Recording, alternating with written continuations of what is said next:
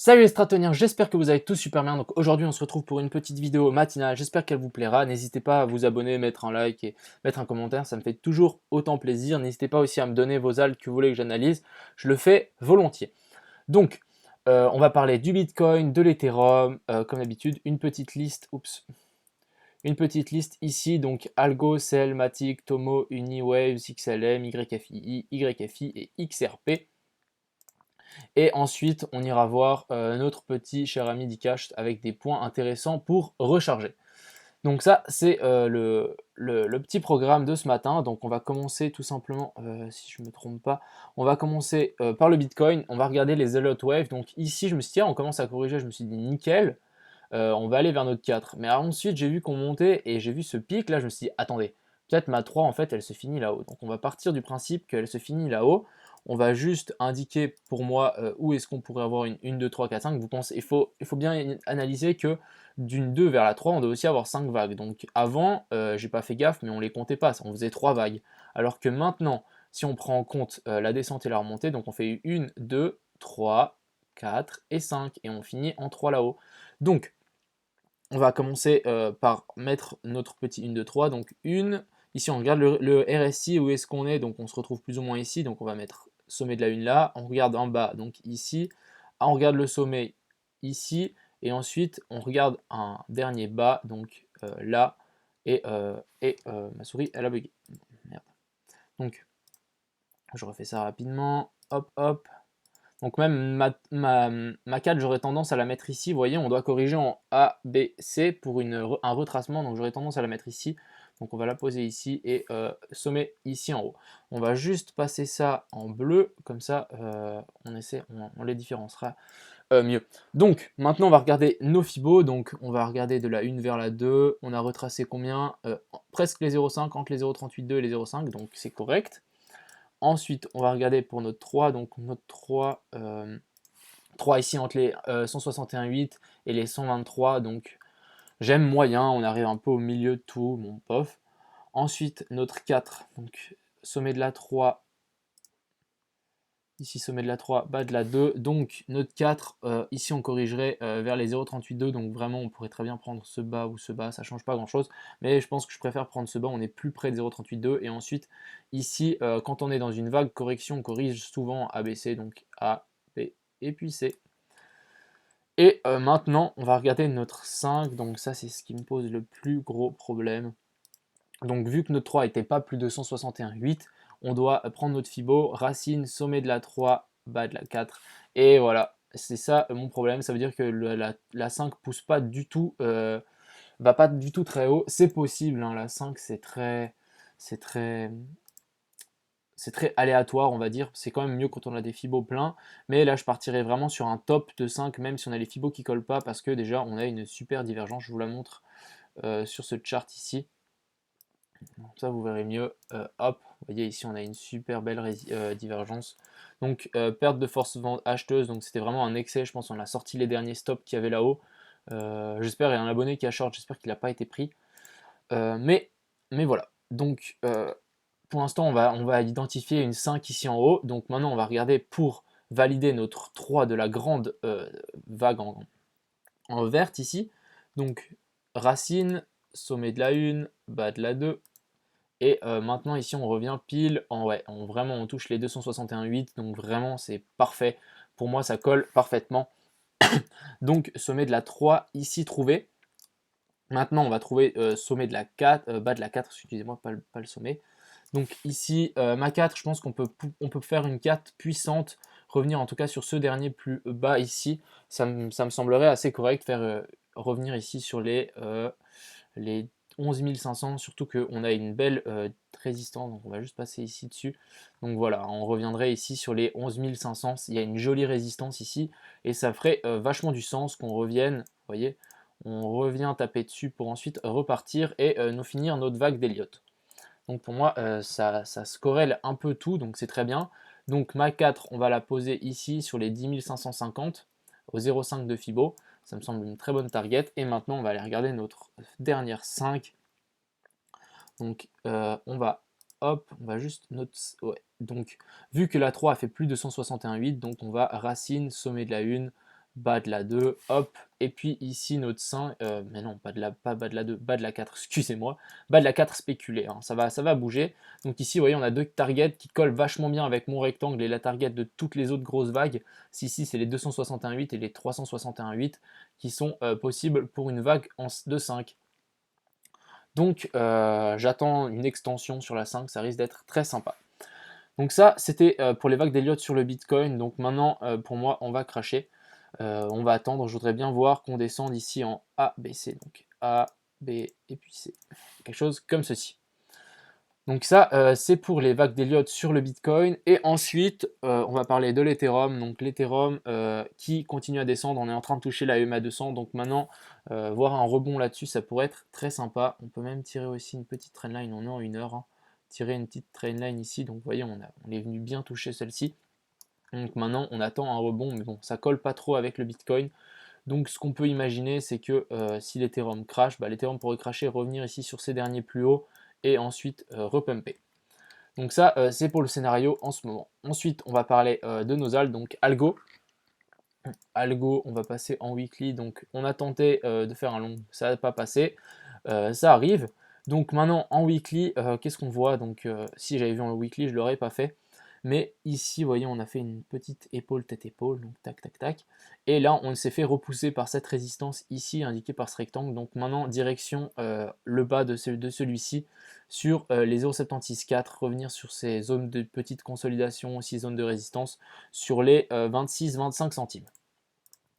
Ensuite, celle, on va passer en 4 heures. Donc celle qui est toujours dans son range, ici on est au bas du range, donc attention à ne pas break par le bas.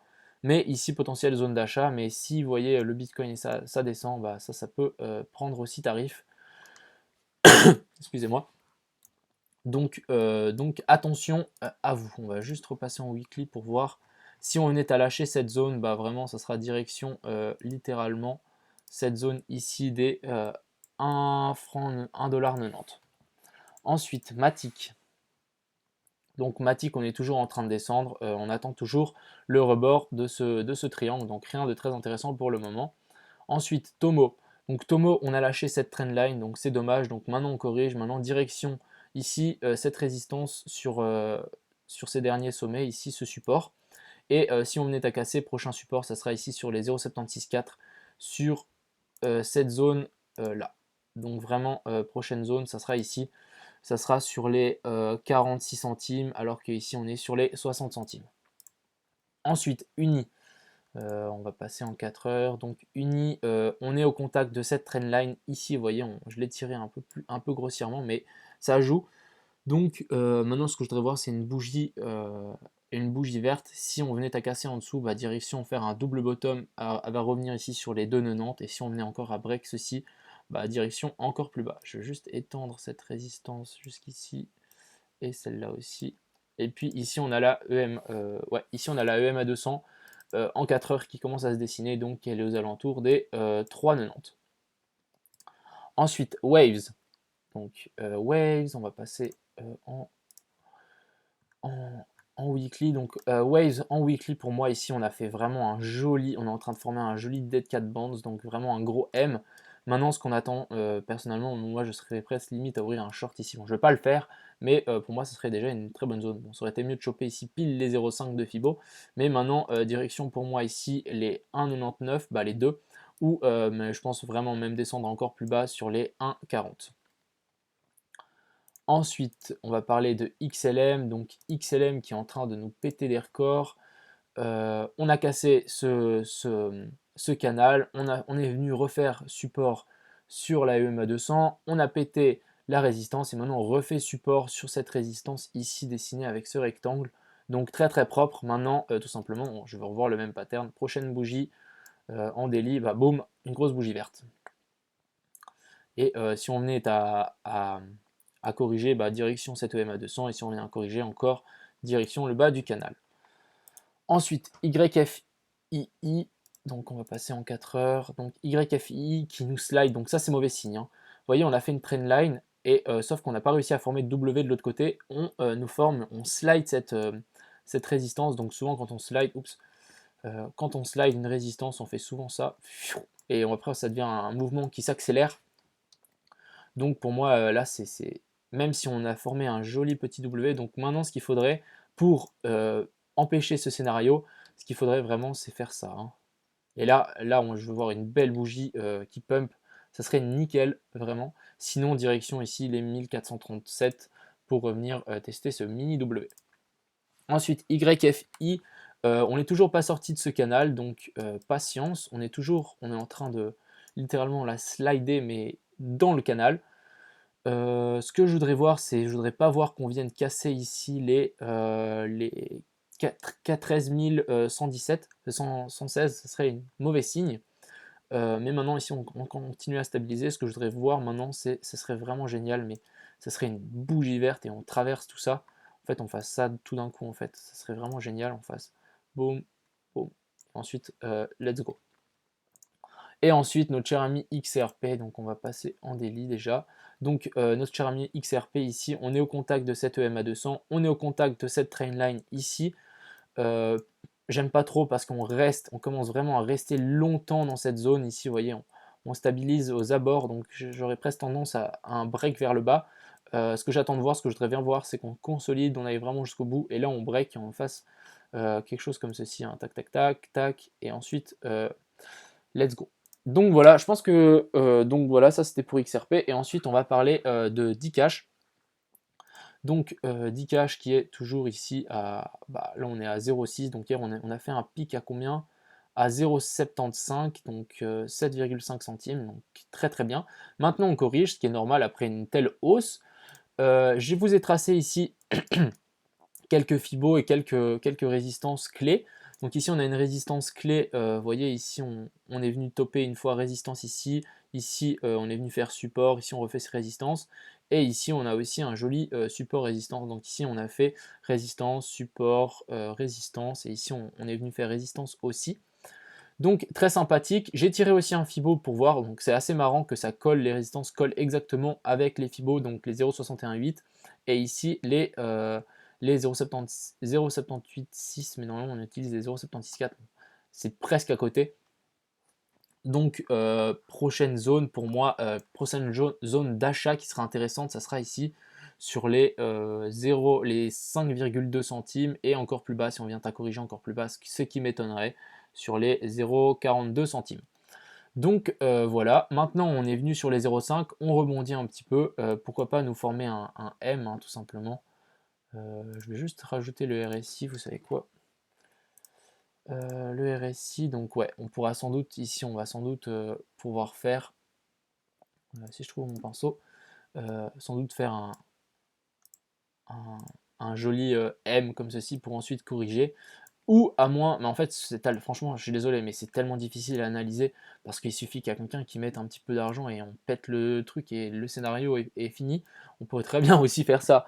Donc, avec les news qui vont sortir, il y a un gars sur le groupe qui a dit qu'on pourrait facilement arriver à 140, 140, 140 millions de market cap, oui, 140 millions de market cap, sachant qu'on est à 1, donc ça ferait un fois 140. Donc à partir du prix actuel, donc on reviendrait vers entre les 2 et 3 dollars pour un Dcash. Donc je vous dis, c'est très faisable. On est tellement petit, on a un market cap de 1,5 million, donc c'est rien. Les gros, ils ont tous entre 250 et 50 millions. Et même si on arrive à 50 millions, bah, Dcash est à 2 dollars. Donc je vous laisse imaginer le potentiel qu'il y a. Même mettez, je pense, juste un petit peu. Je pense que vous allez être content en tout cas la fin de l'année, ça risque de énormément augmenter. Donc voilà, je pense qu'on a fait le tour pour aujourd'hui, j'espère qu'elle vous plaira. N'hésitez pas à mettre un like comme je vous ai dit et à me balancer vos alts préférées, et puis je ferai ça. Donc voilà, je vous souhaite une excellente journée et à demain. Ciao tout le monde!